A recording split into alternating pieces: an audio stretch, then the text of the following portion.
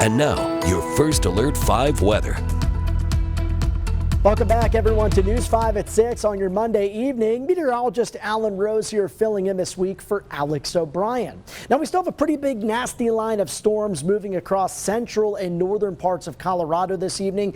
At one time, we saw no fewer than 3 or 4 severe warned storms within this line. Now, the latest shows that all of those warnings have since been allowed to expire. Just because the threats of large hail and damaging wind gusts appear to be behind us for now, the threat of very heavy rain, localized flooding, I fear is the biggest concern, especially southeastern parts of El Paso County. If you are south of Highway 94 this evening or along and south of Highway 94 into these more rural areas and then down into Pueblo County north of Highway 50, these storms putting down as much as a half an inch to an inch of water per hour. And we've seen similar, if not higher, rainfall rates most of the evening just south of the city of Pueblo. That's where we have some nastier storms still firing off between Apache City and Rye. San Isabel, it looks like the worst of the heavier rain is now moving east of you, and I would say the same can be said for Beulah. So this is radar estimated rainfall. I talked about this at the top of the newscast, and we're only looking at a small slice of time, 3 hours of data.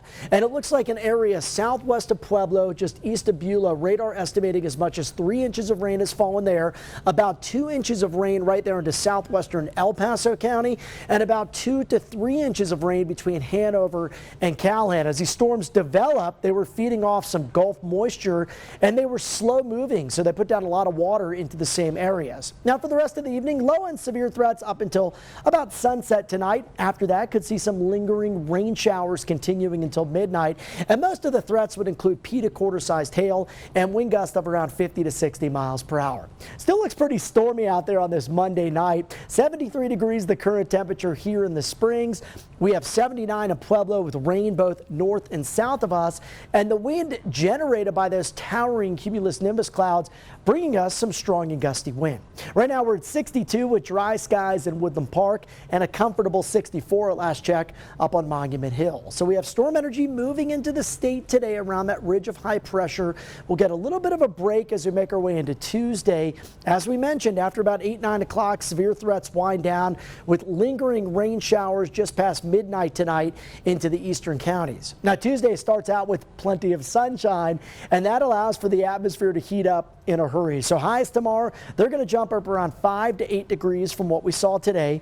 I think the lower levels are going to be dry, but the model shows that mid and upper level moisture. So we could see a few high base showers. I think they'll favor areas west of I-25 and stick to the high country on Tuesday before another increase in rain heads your way on Wednesday. So if you got plans to hit up the El Paso County Fair, tomorrow's going to be hot. Stay hydrated with temperatures probably into the low 90s by mid-afternoon, and then on Wednesday cooler with increasing storms.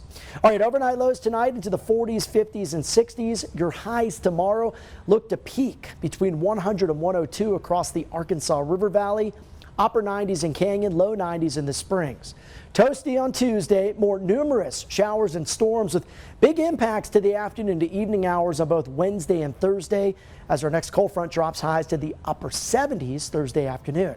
In Pueblo, near record-breaking heat tomorrow. We'll be sweating it out with triple digits on Tuesday and then down to the 80s as we make our way into Thursday.